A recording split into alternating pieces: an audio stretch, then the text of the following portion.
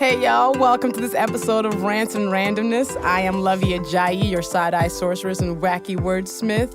Rants and Randomness is my show where I'm talking about all the things I'm loving, things I'm side-eyeing, and having great conversation with great people I know. I'm here at Chicago Recording Company with y'all, Radio Voice. How y'all doing? Shout out to Mark. Hey, Mark. So on this episode, my feel-good is a begrudging feel-good because I started working out. And my rant this week is about the maddening situation that's happening with families being separated at the border of the United States. And I'm spotlighting the Blacksonian. The Smithsonian is worth giving love to. And my guest is my girl, my sister, my FOMO enabler, Bozoma Saint John, who is the Chief Marketing Officer at Endeavor. So yeah, man, let's do it.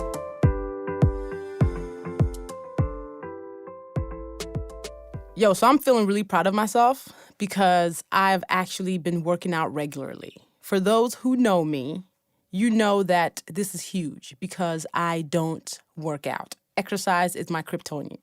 Kryptonian. Lord, exercise is my kryptonite. I don't do it. I'm skinny by nature. Like, I'm one of those who don't hate, but I have been able to get away with my genes and metabolism for a long time. But here's the thing. Being skinny does not mean you have good heart health. Like, I found myself running in airports, catching my flights, and I get on the flight wheezing like a fool. So I was like, let me get my life together. So I'm feeling good because I've actually seen my personal trainer for the last 4 weeks, twice a week. Shout out to me on that. That's huge, okay? But the people who've been telling me like, oh my God, the endorphins when you finish working out, it just feels so amazing. It does not feel amazing. Working out is terrible, and anybody who tells me otherwise is lying. I'm just doing it by necessity so I can grow old and, you know, have decent heart health. But shout out to me on making the moves. I love that I'm giving myself all the props for finally doing this, that thing I'm supposed to do. But hey, had to start somewhere. I even start seeing some arm definition. I'm gonna use all the shallow reasons to work out. Like, I just want to attract booty, an amazing ab, so I can wear crop tops all the time, and arms like Angela Bassett. So, you know, it's happening. So I'm really excited about that. So feeling good, and also part of the reason why I want to wear crop tops is because it's summertime shy, which is the best time in Chicago. Anybody who knows Chicago knows this city is bar none between the months of June and August. We have 3 solid months of summer before things go back to hell and it's freezing. So in the summer, I'll be in these streets at these festivals, you know what I mean? These block parties, these gallery openings, just enjoying what the city has to offer. And it's just the best place to be in the summertime. So it's why I'm feeling like amazing. So I have to look good for the occasion, and I'd have to suck in my stomach when I'm wearing these crop tops. So, yep, those are things I'm feeling good about. Love Nation, y'all, as always, show me the love that I need. This podcast has been a joy to do, and I am here for the reviews you guys are leaving on iTunes. Some of them make me cackle, and I just want to give you shout-outs for giving me a shout-out. Some of these is somebody named Hardrick says, Luvvie's nothing short of brilliant. I can't wait to hear her side-eye firing from the podcastosphere. Everybody should and shall now download this podcast. Somebody said, I am a huge fan of listening to engaging and entertaining podcasts for my long commutes and frequent travels, and I am so excited for Rants and Randomness. My last episode with Glenn and Doyle has been getting all the love on social. Thank you guys for continuing to share Rants and Randomness. Please continue to do that. Please continue to leave your reviews, and I'm going to keep reveling in it, and we're going to keep bringing you some amazing episodes. So when I record this podcast, it's typically 2 weeks before the episodes drop, sometimes a week and a half, but it is not immediate. But I had to come back into the studio to change my rant because what's happening in the world right now, what's happening in the United States right now is super important and it's ridiculous. What's happening is families who are showing up at the border are being torn apart. Kids are being removed from their parents And there's reports of like a woman who was breastfeeding and they pulled her baby away and she doesn't even know where this baby is. And this is happening on United States turf, on territory, and like in this country that is supposed to be the keeper of people, that is supposed to be the world's measure of humanity. It is happening on our watch, and it's happening to a majority of Latinx people. These are people who are trying to come to find a better life. And this is the result of new immigration policy from Trump that has given zero tolerance to people showing up at the borders. This separation of families is supposed to be a deterrent. It's supposed to be like, hey, stay away. But it's so cruel and traumatizing and terrorizing, and it can be done in a different way. Trump's team says this is the result of Dem policy only allowing families to be detained for up to 20 days, which isn't long enough. Therefore, they say their only choice is to remain in compliance with the laws to separate the kids, which that's not true. That's not how this is supposed to work. I mean, past administrations have had strict laws about immigration, but I think this is the first time on this scale, on this level, that kids are being separated from parents. But is it, though? Is it? I'll get to that later. President Obama created policy that created family detention centers that allowed families to stay together while their cases were being processed. So there's new levels of cruelty that's happening here.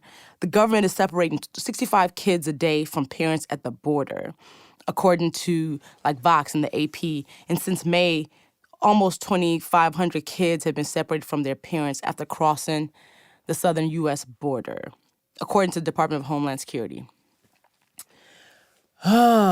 This is one of those times when I'm like, when history reports back on what is happening, where do we say we stand? What do we say we did? Like, these kids are being placed in shelters, not necessarily even knowing if they're ever going to see their parents again. Like, their parents have no clue where their kids are. Some of these kids are being detained from their parents and then being flown to different states to be in different shelters. And the government is not making the reunifying of the children, the parents, into a formal process. So it's like, how are they keeping track of all these kids and where they're going and what parents they're with? Because mind you, some of these kids can't even speak yet. So it's not like you can say and identify your mom's name. How are you, a toddler, supposed to know who your parent is if you eventually see them? This is maddening. This is maddening. Like, and now they just said tender age shelters exist. They're calling them tender age shelters to mean toddler concentration camps. This is maddening. I don't even understand how this is possible, how this is happening in this country in such a way. It's just mind-boggling to me. They're creating tent cities because they're running out of space. There's an old Walmart in Texas that is being used as one of the shelters, and the kids are sleeping on floors, and the kids are in cages. Like, they're enclosed in cages and have 1 hour of free time a day. They have chow lines. Like, they're being told when to eat. They can't hug each other. Like, one person was in the media saying how he quit because he was told to separate two siblings who were trying to comfort each other because the two siblings were not supposed to hug and touch. It's just kind of one of those moments that I can't believe I'm watching happen. Like, we read history books and we're like, oh my God, this was horrible. These things they're happening right now. This is happening right now. We think about Japanese internment camps and we think about what happened during the Holocaust and how could it have happened? It's because good people stood around and didn't do much it's just appalling. It's disgusting. And we have people in concentration camps, Black and brown people in concentration camps.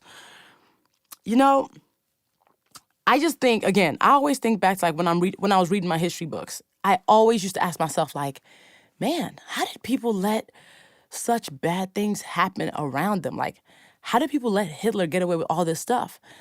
Not understanding that, like, Hitler was able to get away with all the stuff he did because he took small steps that just got progressively worse and worse until one day, like, he didn't go from just, like, being a madman. He didn't go from being a nice dude one day to gas chambers. Like, it was all the steps in between that people actually allowed to happen that made it happen, right? So that gave it the space. And I'm just like, we have to act now because this is a problem. This is a problem. By the time you hear this podcast, I'm hoping the separation of families has stopped. This is the optimist in me. And if it has stopped, though, our work is not done because the families are still basically being in concentration camps. Like, be clear. Right now, we're trying to make sure they stop separating moms, dads, kids. Okay, when they bring the moms, dads, kids back together, these people still have to exist in concentration camps, essentially. And that's not okay. And here's the thing, like, as of when I'm recording this, it is being reported that Trump is going to be signing an executive order that is going to stop the separation of parents and kids.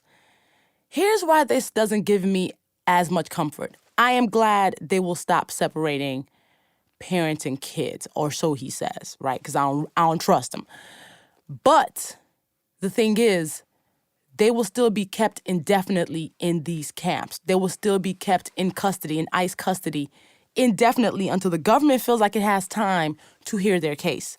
Why this is especially terrible is that in the past, people will be released, but they'll be monitored. Like, they'll have some type of electronic monitoring where they get to go to some type of place, home, maybe a family member's home, to wait out when they get their hearing.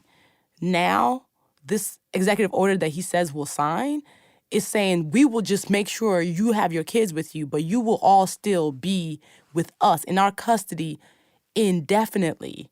Again, that is essentially a concentration camp that the United States government is running and sanctioning. And we cannot stand around to let this be. So, again, we have a lot of work to do. So first is to make sure these kids stop being separated from parents. Second is to make sure they stop holding on to these people. Because listen, coming to the United States border is not a crime in itself. Because once you get here, you're probably going to try to seek asylum. Looking to get asylum is not a crime. So when people are essentially being jailed without a hearing for coming to the United States to ask for asylum, to ask for reprieve from wherever they're coming from, is just, it's such a humanity violation. It is a violation of laws that the country has.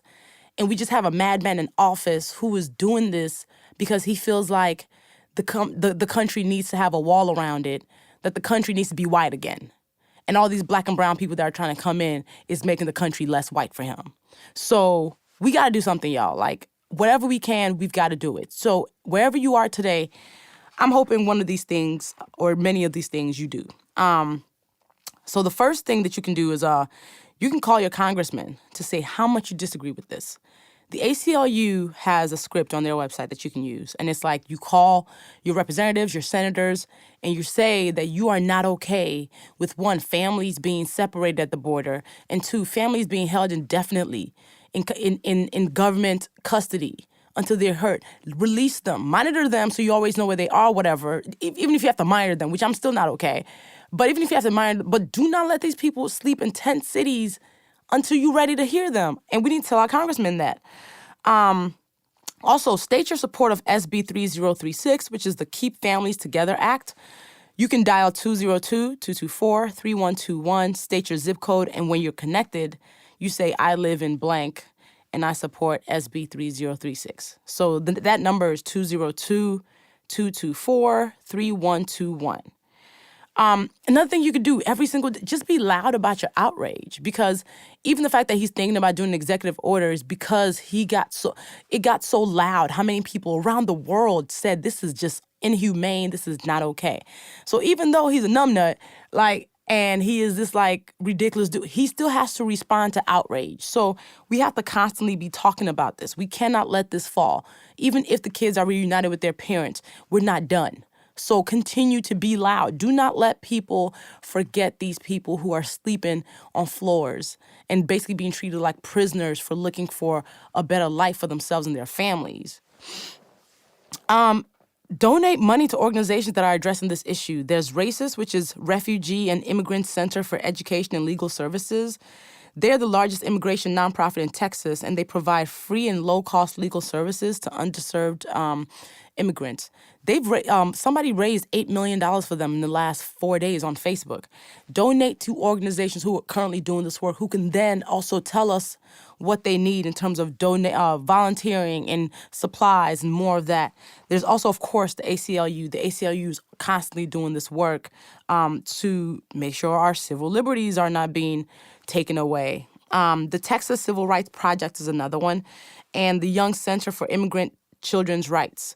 My last guest on this podcast, Glennon Doyle, has an organization called Together Rising, and Together Rising has raised $2 million to donate to the rest of these organizations too. So find really reputable organizations like these. Give your money. Right now they need money because they need to hire lawyers and they need to hire staff that's going to make sure they're working around the clock to figure out how to fix all of this. If you don't have money, which I understand, call some of these organizations, ask how you can volunteer. Give your time. Your time is also worthy. And the thing that I want us to really stop doing is, I want us to stop saying this is not the America I know, because it's not true. This is exactly the America that we have, that we've always had. Because, it tries to do better sometimes, but it always reverts back to its roots. Like, this country was started by the killing of those who were originally here, and then bringing over people who were forcibly separated from their homes and kinfolks in Africa. And then when they got here, they continue to be breaking up. Like, slavery, people got their kids taken from them every day. This is as American as apple pie. Like, Japanese internment camps, Native Americans, like the Trail of Tears. This is America, unfortunately. But we have to change it, essentially. This is what we have, right? This is where we at right now. How do we move forward? How do we change it? And this is not a partisan issue. This is not a party issue. It's a human issue. I don't care if you're Republican, Independent, Democrat, Green. If you're seeing what is going on and you're hearing these kids crying and you're seeing these horrible pictures of heartbreak and trauma, and you're like, it's cool, they broke the law. It's at this point, it's a morality issue. That's so messed up. Like, a lot of things used to be legal that are not okay. Slavery was legal. But that's not okay. So legality and ethics are usually on different sides. Actually, often, not usually, often on different sides. But a lot of people are laying down the sword of legality. If it's, well, they shouldn't break the law. Maybe their kids won't be taken away. I'm really glad y'all have so much faith in the legal system. But a lot of times the legal system does not serve people who are not rich and white and straight. So right now it's not serving people because these people are just looking for a better life. We can do something about it. We've got to take this matter into our own hands as citizens of this country, as humans who care. There are people around the world who are watching this happen who are just appalled. And we can't just sit around and let this go. Throughout this whole thing, I think about Warsan Shire, who's an amazing poet. And the poem that she wrote called Home is especially apt. And I'm going to read some of it to you. No one leaves home unless home is the mouth of a shark. You only run for the border when you see the whole city running as well. You only leave home when home won't let you stay.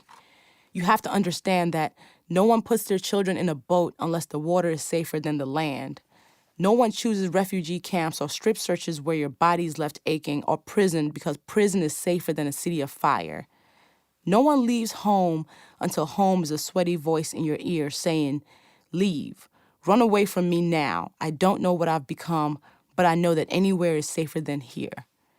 Look up that poem and let's get these people home, like somewhere where they're safe, and let's hold our government accountable for treating people like property.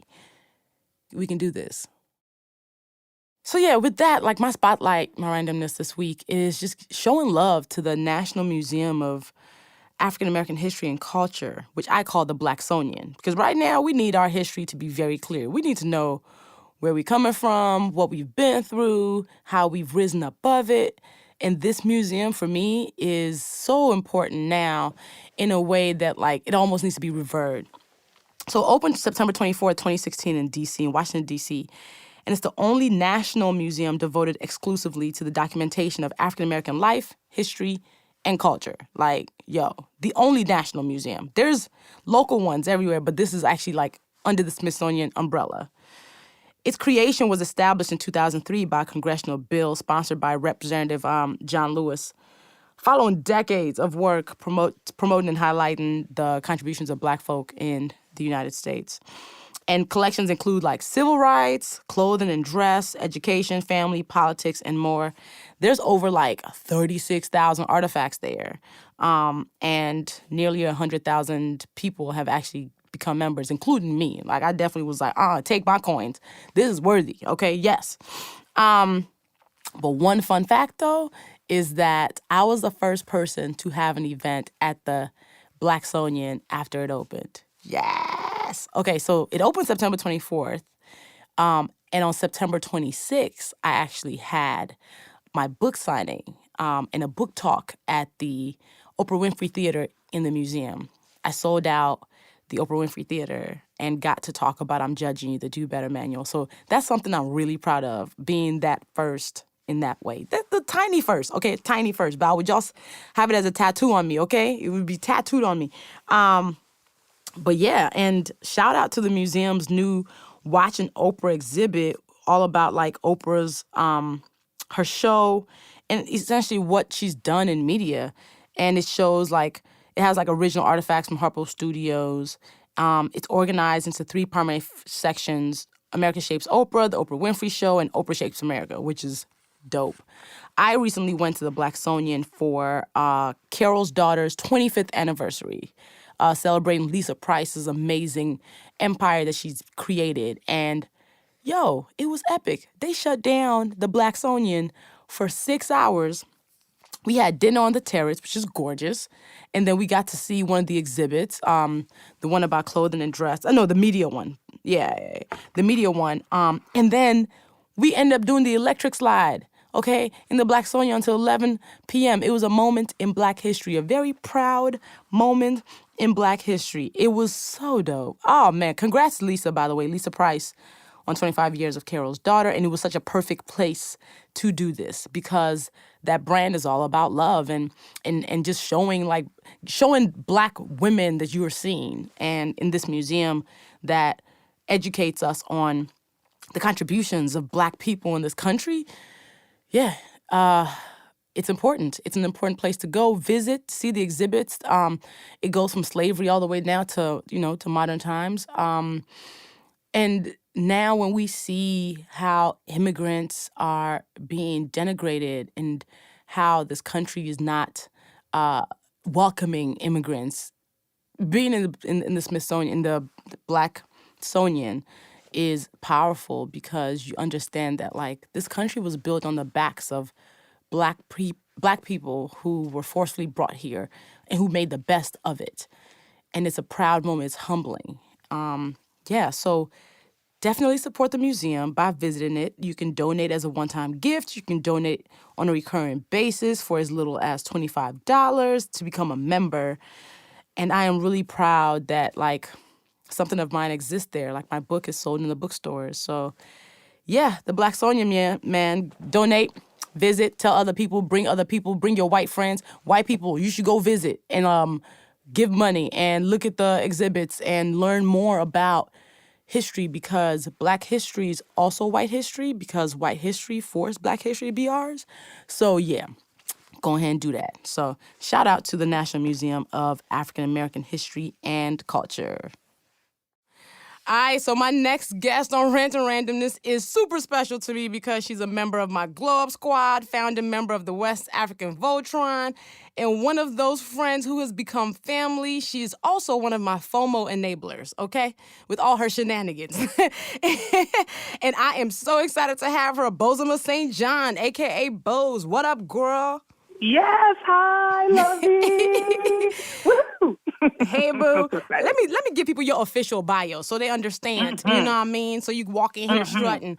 Bozoma Saint John began her career in advertising, working for industry titans, including Arnold Worldwide, before making her way to PepsiCo, where she led the company's entertainment marketing efforts. During her tenure at PepsiCo, she managed brand integrations with media juggernauts. And you know that whole, like, Beyonce Super Bowl thing, yes, she was the woman behind that. You know what I mean? Epic, okay? And after nearly a decade at PepsiCo, she was at Beats Music and then went to Apple Music. And then she joined Uber as Chief Brand Officer in 2017. And recently she joined Endeavor as its Chief Marketing Officer and will oversee marketing efforts across the company's portfolio.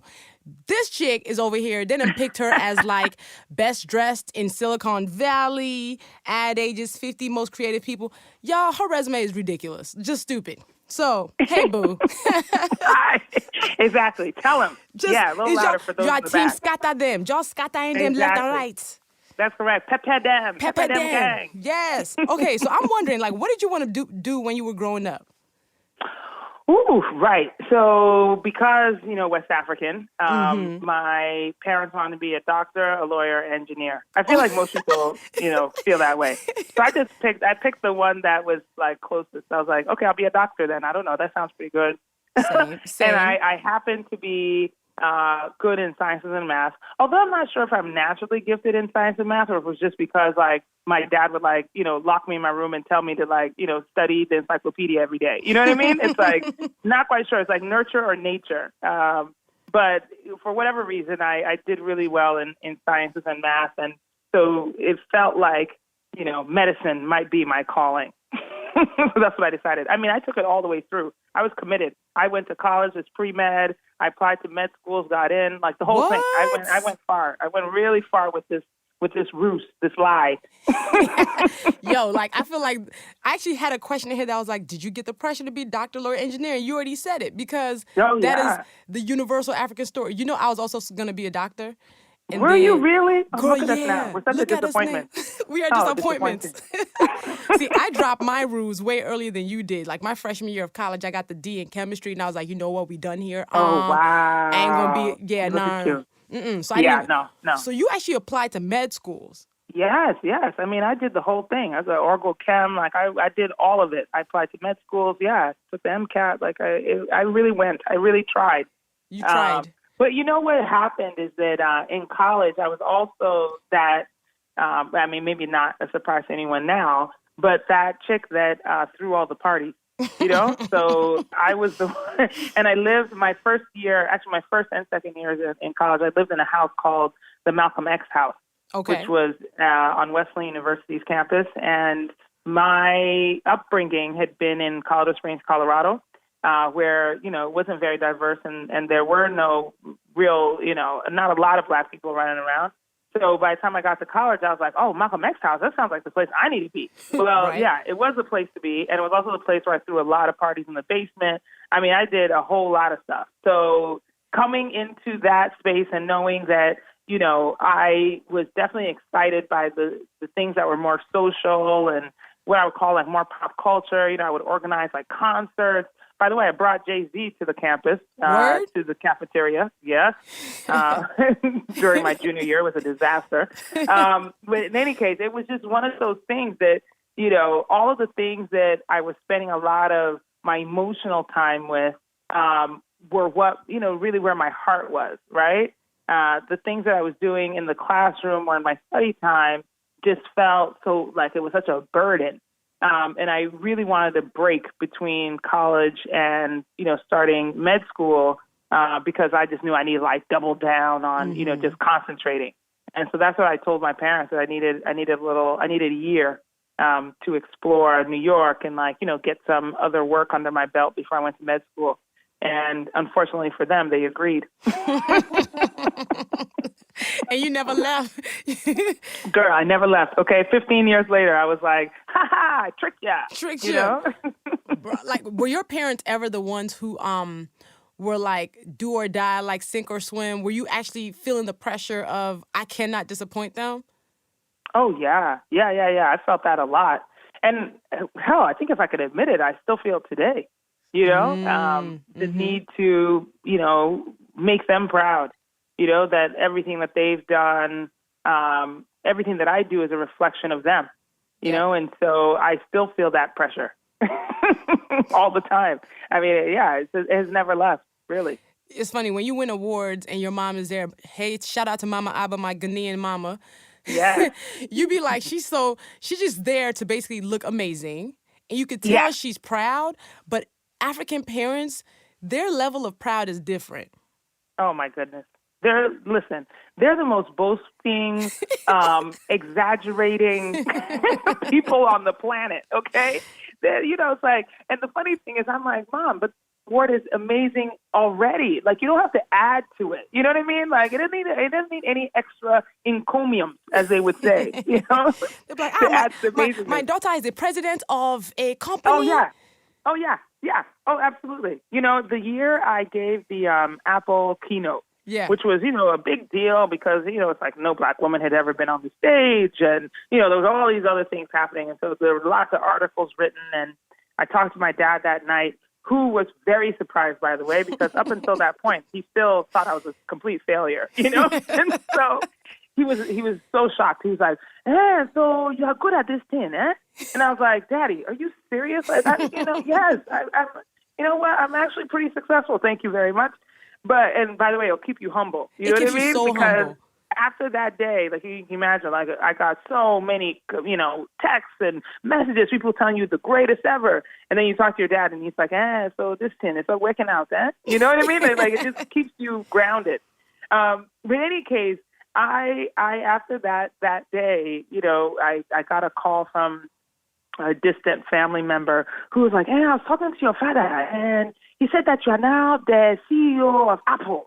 And I was like, yo, no, that job belongs to Tim Cook, okay? I am not the CEO of Apple. But it was just hysterical because I'm like, this was a big win. It was great, for me and my career. And, it was great in and of itself. And then he went and just added to it. Added extra. For no reason. They have to add the extra. And what's funny is like they never tell us personally that they're proud of us. They tell other people. We find out from other people.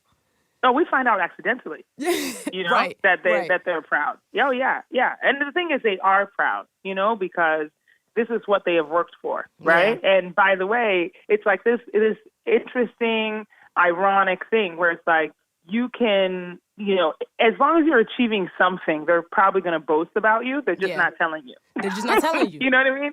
It's like any achievement, it's like it's even happening with my daughter now, right? Where it's like, she's just finishing third grade and, they had like their school awards or whatnot.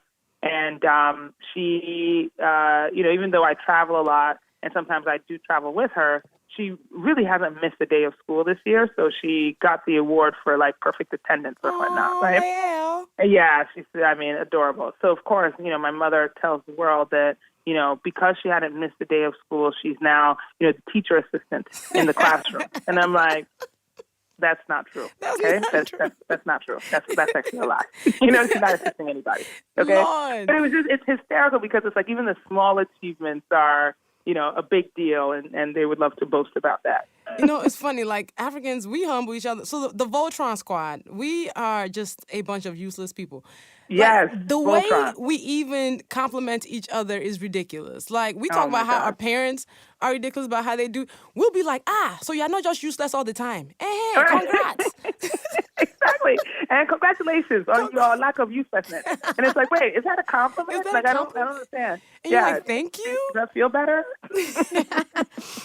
So, like, first of all, my mom calls you badass, just so you know.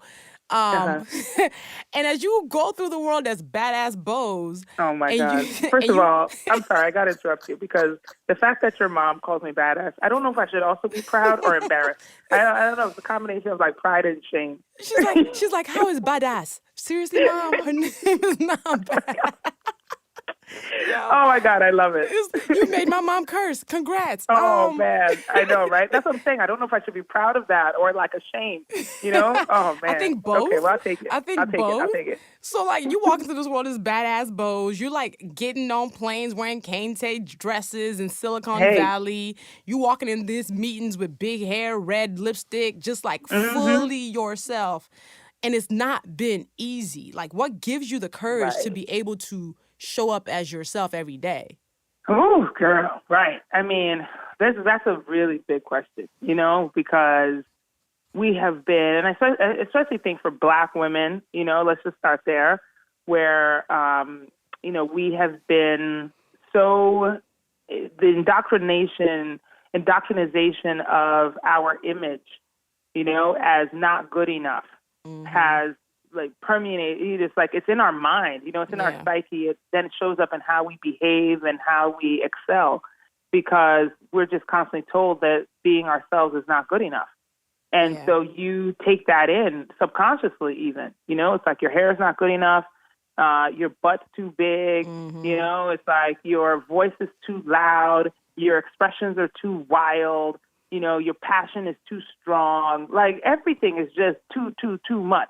Right. And so what happens is that we start to quiet all those, like anything else, a suppression of your greatness means that you really can't be great. You suppress all of those amazing, beautiful things about ourselves. And like, how do we expect to excel? We're spending so much time in the energy of not being ourselves that how do you expect like your best ideas or your best comments or, your best effort to be present? It can't be. It's impossible. It's like physically not possible, chemically not possible. And so I recognized that pretty early, that I just wasn't able to really bring the best of myself unless I was bringing my whole self, because that's really what the best is. Yeah. And I would be in these meetings and couldn't comment on anything happening or give my opinion on any of the ideas in the room because I was busy trying to formulate how I was going to say it. But I didn't want to say it the way I would say it. I wanted to say it the way that the guy next to me was going to say it.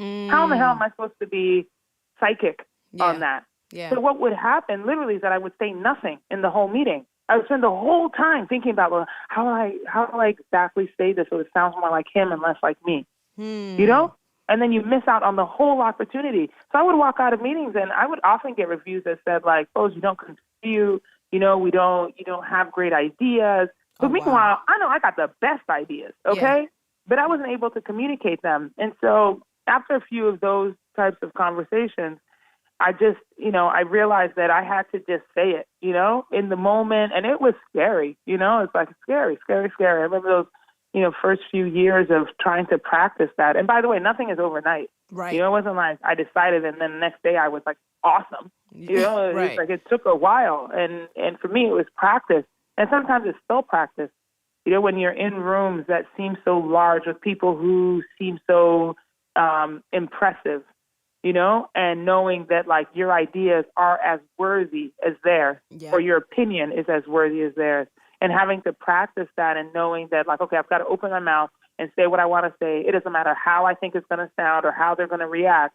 I've got to say it. Right. And you'll be surprised that more often than not, that idea really is the winner. And people will really look at you almost in surprise, which is a whole nother conversation. But look up and say, oh, wow, okay, yeah, that idea, all right, cool. That sounds amazing. And that's how you get the best ideas across. I think people are so used to seeing other people and seeing themselves wearing masks that you stand out in a way that's, besides the fact that you're like 5'10", you're chocolate, you be having like the bombest hair. People legit be shocked when you walk in a room. Because I've been in rooms, people are like, oh, she dares to be this person. And it always shocks me because I'm always like, why are people stunned that she's this person or like I'm this person? It's because we don't see it enough. Like, what do you tell the woman who's like, yo, like, I have to wear a mask every day to succeed? What do you tell her? Well, the thing that I really want to encourage, and this is the part about sort of bravery and sometimes being the only or the few, right? Which is that none of us can do it by ourselves. Right. There are few people who can do it, and that's okay. I mean, there's nothing wrong if it's like, oh, my God, I'm afraid I can't do it by myself. That's okay. This is not a shaming conversation. Yeah. But we do need help. And so most of the time I feel like if I am even virtually helping someone else show up, and by the way, sometimes those are my favorite comments on Instagram or anywhere else where people are like, girl, today I wore my 6-inch heels to the office. I'd be like, yes, like, yes, you get it. You strut up and down those hallways, and I'm snatching air, Yes. I'm happy when I see that because I think it really does take the encouragement of each other to take down those masks, and I wish that more of us would be able to do it more often. That way we can be unstoppable. It's like it only looks weird if I'm the only one doing it. You know, if we're Correct. all doing Correct. it, like Yep. if we're all wearing our natural hair, if Yep. we're all, well, hell, by the way, no judgment on that either, because I do love myself a weave and a A wig good and a Jerry bundle. curl. A And good listen, bundle. bundles. I got bundles under my sink right now, okay? Like, there's no, but if we all show up in exactly the kind of way, this black girl magic that we possess, then it won't be so weird. Yeah. You know, it's Yeah. like we'll shock them with our brilliance instead of Yes. shocking them with our strangeness. Mm-hmm. You know, so for me, I want to make sure that it's no longer strange. It's not an oddity. Yeah. That this magic is not a surprise. Like, I'm not the only one who possesses it. Amen. You know, Luvvie possesses it. Yvonne possesses it. You know, like we are able to show up because we have the capacity to, and it should be celebrated instead of stared at. Correct. So for me, I want to make sure that, like, yes, I'm representing that, but that I'm also encouraging other sisters to do that too. We got to normalize being our authentic selves. We got to Yes. normalize that. Normalize being our authentic selves. That's an amazing way to put it. Just be the people that we are. Now, you've had some like high profile moves. You've made some super high profile moves. And That's last correct. year Because I you want to be went, seen, girl. yeah, girl, listen, you out here. So you went from Apple to Uber. And I know that was a tough decision because people look at Apple as like the grand place, right? The ivory tower. And at the time that you moved to Uber, it was in the middle of a lot of like public challenges. Like, what made you decide to take on that role? And were you nervous that you were biting off more than you could chew, like in the face of this public scandal? Yeah. You know, it's interesting too that I think looking backwards, and I love the think pieces of how people think I've, you know, created a career. Because it wasn't necessarily a strategic plan. You know, I didn't have a plan that said, hey, I'm going to do this, I'm going to do that, I'm going to do that. I'm walking in my own divine path. Yeah. You know, the one that was set for me. And so, again, I don't look at other people's careers and say, oh, well, I want to do that, because it's not meant for me. You know, I'm doing what I'm supposed to be doing. And the way that I know I'm walking in the right path is that I really do listen to my spirit. You know, other people call your gut, your intuition, all of that. I go where I know I'm called. And so when I met Travis Kalanick last spring, I knew that was the place I was supposed to go, regardless of what the logic told me. You know, this is why I've stopped creating pro and con lists. You know, when people are like, oh, should I make this move? Let's write all the pros down. Let's write all the cons down. Yeah. It's like, first of all, you're quieting your spirit when you do that. You're rationalizing something that is probably not meant for you. You know, what we should be doing is practicing listening to our intuition. So you sit down in a quiet room by yourself, concentrate, you know, listen to your spirit. What is it telling you? Don't be afraid, because when it's telling you go in this direction and you know that, like, oh shit, like maybe that looks too big or it's too scary or whatnot. You know, it's like, I love the saying, like, the will of God will never take you where the grace of God cannot keep you. You know, that is a real thing. It's like, so I go unafraid. If I feel it, and I felt it the day I met Travis, then I know that's where I'm supposed to go. You know, God is not going to take me into a place that I can't manage. Yeah. And so I have that strong belief. And so for me, as I looked at the opportunity at Uber, it was also twofold. One, yes, my intuition, my spirit told me I should go there.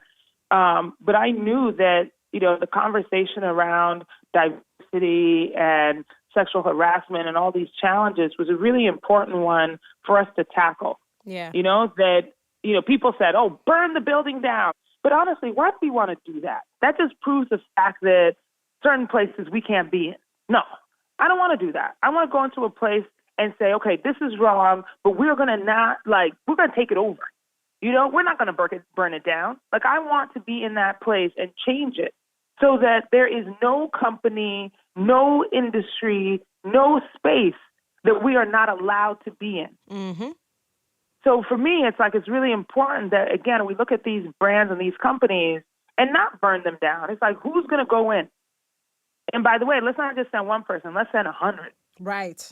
And let's go fix that shit. Storm the castle. You know? Yes. Yes. So, storm the castle.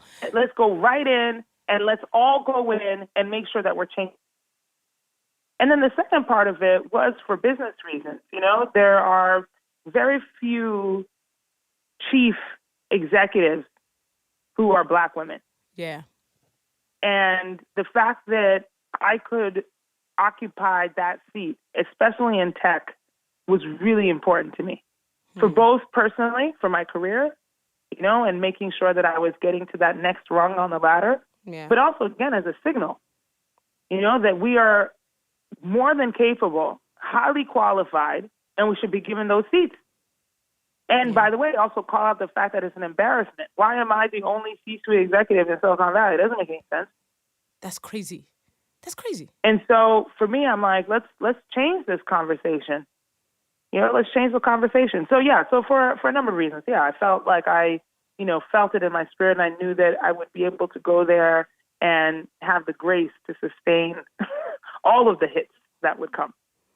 So after a year, what makes you think your job is done? You've moved on to Endeavor and left Uber behind. What made you make that decision?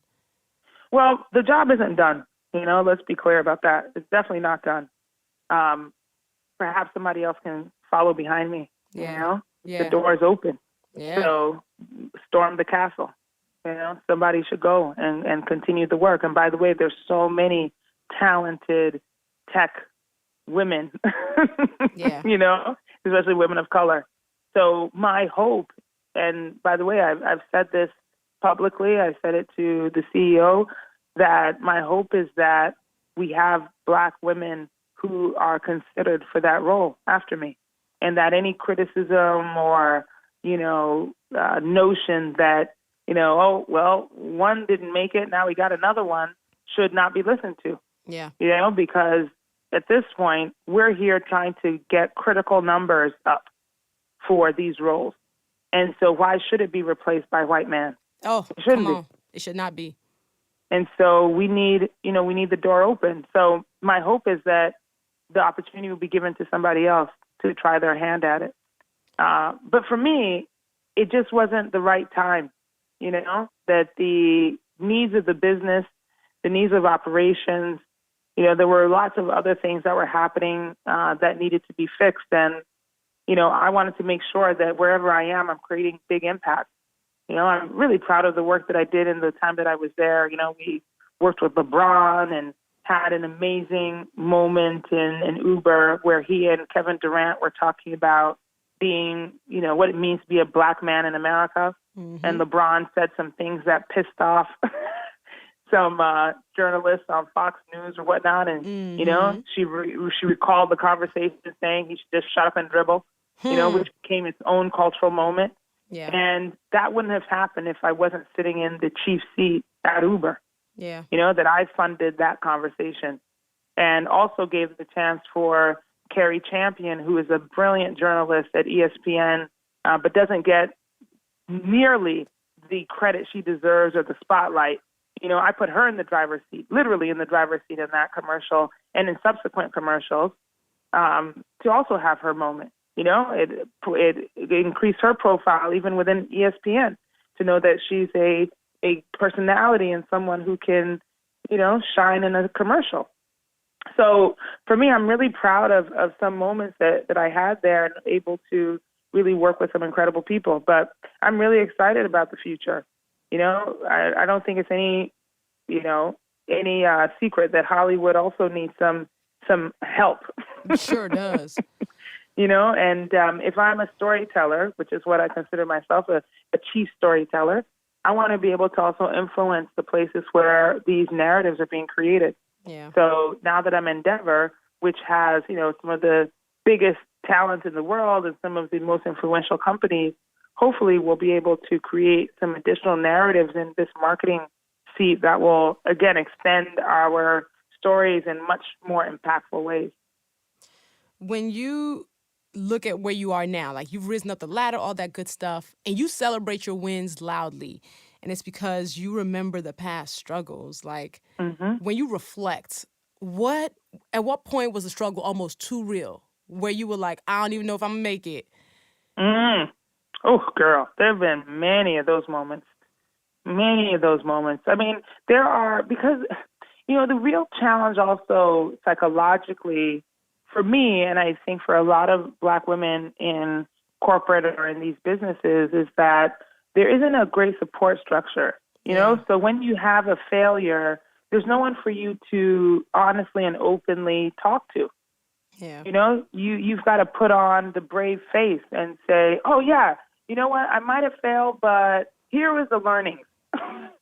You know, you can't like openly cry, Yeah. you know, or mope around for a couple of weeks, you know, for somebody else to pat you on the back and say, oh, it'll be all right. You know, because the moment you slip and admit that you may have made the wrong decision or maybe it didn't go as well as you thought, you're going to get the pile on of people who are like, see, I told you she wasn't smart enough. I told you she wasn't good enough. She shouldn't even be in that job. You know? So psychologically for us, we don't have the freedom to be able to be honest about these failures that then could become learnings for us. Yeah. And so for me, it's been a struggle to find the right support networks so that I can actually honestly and openly get feedback, which will make me better and stronger, et cetera. But yeah, I do feel that there are lots of moments where I ponder whether or not, you know, I'm cut out for it. And a lot of times where, you know, now I feel like it's a superpower of mine. And it alludes back to the point you made about me celebrating myself. I'm my biggest cheerleader, you know, my biggest advocate. There's no one in the world who can make me feel better than myself. Yes. Literally. You know, like, shoot, listen, I look at myself in the mirror and sometimes I'm like, girl, why are you so damn fine? Like, seriously. God, you know? Or like I come up with an amazing idea and I'm like, yo, like, ain't nobody smarter than me. Get out of here. Like, this is what? You know? But that's also practice. Yeah. You know, because we have the voices in our head that do tell us that, like, oh, girl, you need to lose those 5 pounds, or, you know, that idea is not really that cute. You know, don't say it out loud to anybody because you're going to make me fun of. You know, like, it takes practice to also practice that self-love and that self-celebration, so that when the mistakes come or the failures come and you feel terrible and you feel like maybe you're not going to make it, that you're also the one who's encouraging yourself that you can get back out there, that you can try again tomorrow, that it wasn't devastating, you know, that you can learn from the issue. And that's really, really important for us to survive. Do you still have imposter syndrome sometimes? Not really. Yes. Yes, I love that answer. No. You know, part of it is that, and again, I feel like this is a habit that has been formed over time, which is that usually, and it applies to me too, that we look at an opportunity or a job or a room or a project, and we need to check off every box in preparation for that thing because, like, we don't want to fail at it. You know, so by the time you get in the room or by the time you get the job, you are so overqualified for it that it's almost easy. You know what I mean? Like, I can step into rooms now or into jobs and just like, well, of course I should have this job. Of course I should be in this room. I'm more prepared than any of you. Mm-hmm. You know, so imposter syndrome, I don't really suffer with because I do feel overprepared most times for most jobs and for most meetings, even that. Yes. See, most people will be like, yeah, I do. You're like, nah, I'm good. No, I'm good. Yeah, I'm exactly. Good. So what do you think is the biggest misconception people have about you or your work or just like the space you take up? Ooh, well, you know, that's a multi-answer, I feel like.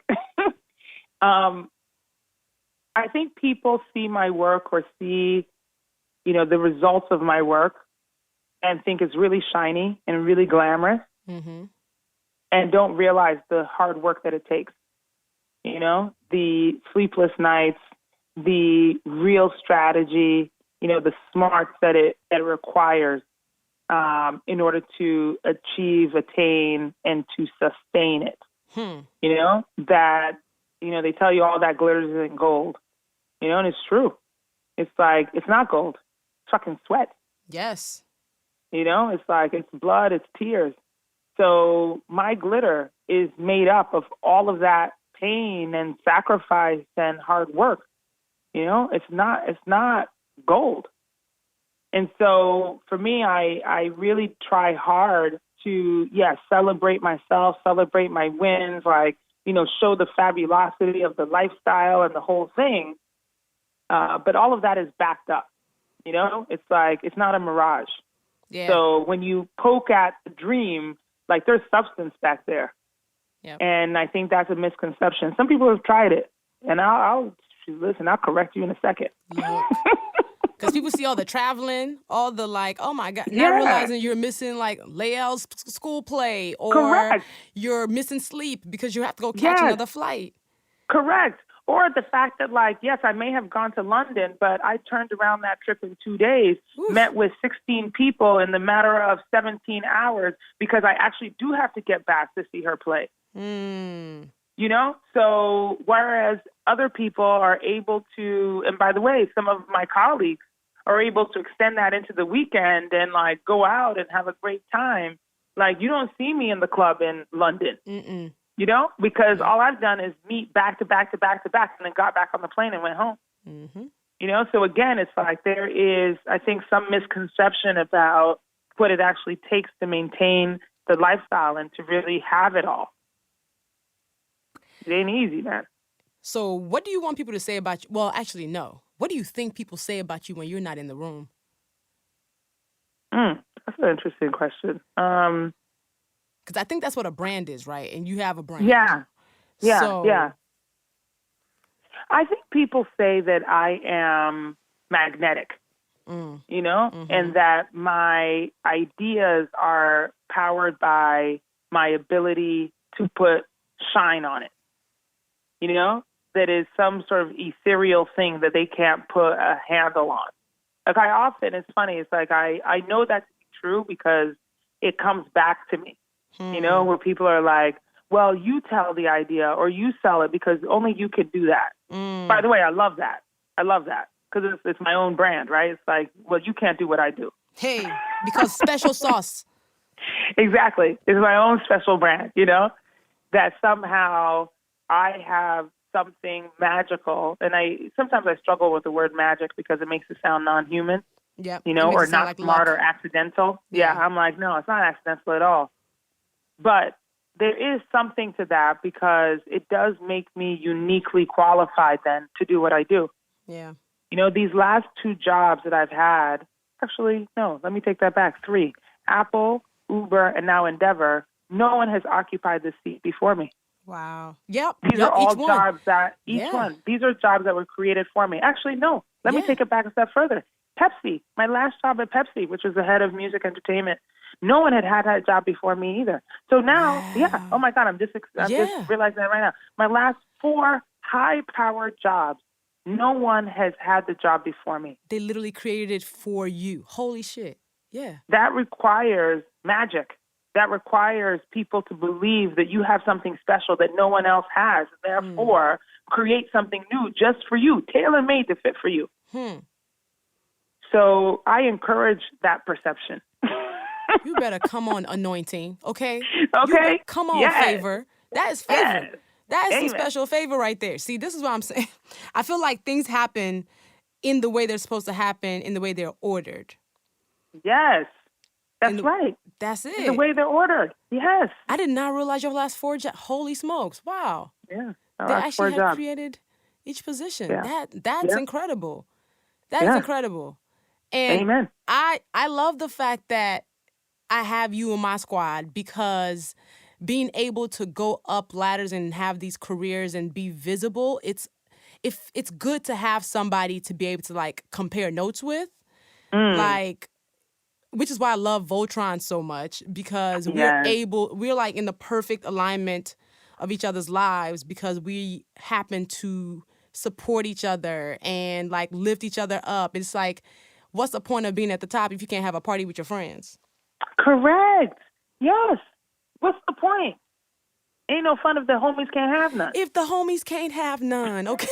I think they were talking about something else. I know. But for us, we're reinterpreting it for ourselves. We are. We absolutely are. And a lot of times we get messages from people who are like, yo, like, y'all are encouraging me to be exactly who I am and be the African person that I am. Our West Africanness is, you know what's funny? Like, Wakanda made it being African cool. Oh, my God. It made it so cool. And we're all like, remember when it wasn't cool? Listen, I remember those days very clearly. Girl. But you know what? But there's something to that, though, where I feel like, you know, again, this is the point about bringing your whole self, you know, being unabashed about it, which is that, you know, Wakanda may have made us all want to go live there and made people who maybe didn't necessarily pay attention before, want to go live in Wakanda. But honestly, I think it's the shine of everyone who's excelling and proud of their heritage that's actually making it sustainable. Yep. It's like I give credit to you, to Yvonne, Abiola, even though Issa's not in the Voltron, like all the people who are not afraid to exhibit their Africanness. David Oyelowo, I mean, come on now. Yeah. Lupita, we could just keep naming names. Like, I do feel like there's such a strength in being able to celebrate where you're from. Yeah. And that's why when people are like, I want to join Voltron, I'm like, start your own damn Voltron. You know what I'm saying? I'm like, come on. You don't need to be part of ours. Do your own thing.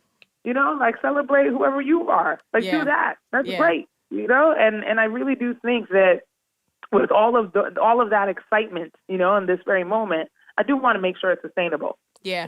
I want Lael to grow up and be proud of being half Ghanaian, and that she uses that. I hope she has her own Voltron and, is waving her Ghanaian flag.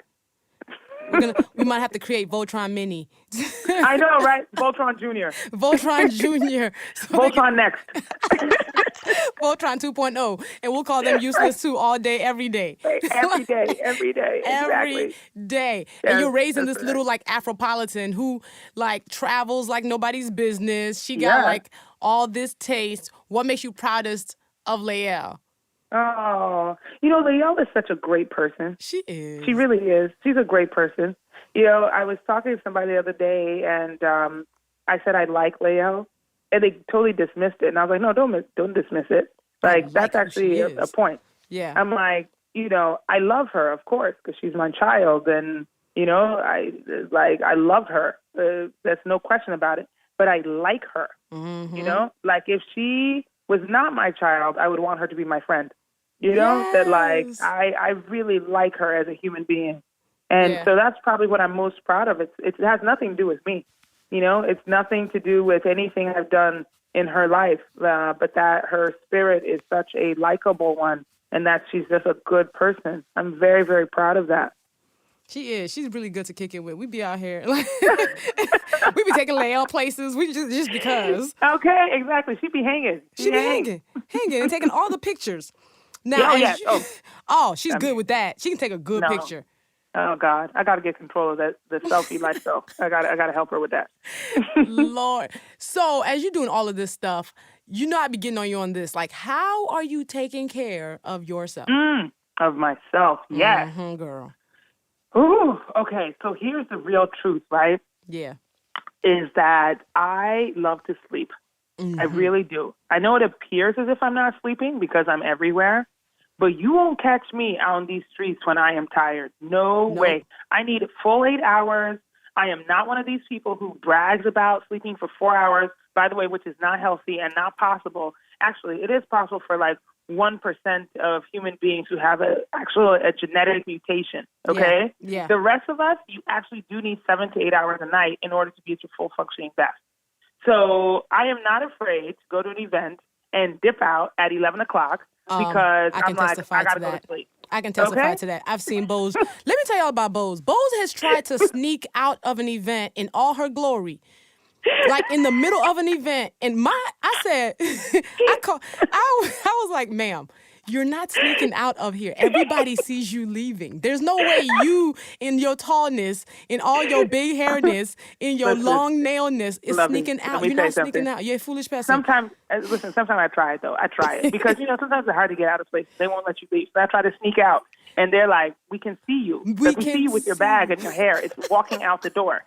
And I recognize that. But that's why I'm unashamed. Like, that's why I got to tell people up front. I'm coming into the event, and I'm like, listen, I am going to leave in an hour, okay? So let's just make sure, whatever I need to be doing in here, let's just make sure I'm doing it because the clock is ticking, So, yeah, no, I'd like to show up places, but I don't down with that. No, I need my sleep. It's mostly about my sleep, and being recharged. But mentally, it is also about, all the things we've been talking about, like how do I replenish my any challenges that I have and who do I go to? Voltron is clearly a very important part of that. My sister circle is really important, a part of that. The people that I can be honest and clear with. I do pray a lot, actually. A little bit of meditation, a little bit of prayer to just center me. And like I was saying before, being able to follow my spirit, it's not just about the job moves, those major moments. It's also in the daily decisions. Mm-hmm. There's some things that it's like, you're in a meeting with somebody and you're just like, you get some sense or something that tells you this person isn't all that. Mm-hmm. You know what I mean? It's like, but you need to be in constant prayer and in constant meditation, or at least I do, in order to be able to identify that, because I'm not trying to waste my time or make the wrong decision or the wrong step. And so I need to be able to be clear on, a number of decisions that I need to make. And so I spend a lot of time making sure that I'm centered. And all of that is self-care for me. Yes. Plus, like, my food is really important. I don't like no salads or sandwiches. I'm truly West African. I gotta have hot food all the time. You're a true African. I eat well. I eat really well for me, for Even my though body. You eat Ghana jollof, but whatever. Listen, because Ghana jollof is nutritious. And you people right. with your Nigerian jollof, there's nothing inside. What are you eating? Just rice. You're just going to just insult us like this. Correct. On my own show. Me, I need things inside of my jollof. You people, you are dry. Your food is dry. See insults. See my life. Oh my God. See insults. Jesus. It's fine. I like how we've been having this very powerful conversation. It's going to disintegrate because of jollof. Because of jollof wars. Like, that's where it's like, really? You're just going to insult my rice. It's fine. Next time I'm coming to LA, Mama Abba knows the only Ghana jollof I eat is Bo's mom's jollof. Listen, that's it. But by the way, Luvvie, let me tell you, it's a moment of pride for her, She brags about that, too. I hope you know this. She uses it in her own circles. Yes. She's like, even me, my jollof is so sweet that my Nigerian children, they come and they eat it. Yes. You know what I mean? And I'm like, Mommy, please don't say that. Like, don't say that. No, that is actually a point of pride, because I'm just stating the only Ghana jollof I will accept. The only one is Mama Abba, because hers is anointed. Right. It's special Ghana jollof. Everybody else's is no, I don't eat it. And Bo's exactly. Is she don't eat nothing. She don't eat nothing American. The girl is a bush person. Bo's, if you want to kill Bo's, give her something that has cheese in it. Just kill her dead. Oh my God, I can't.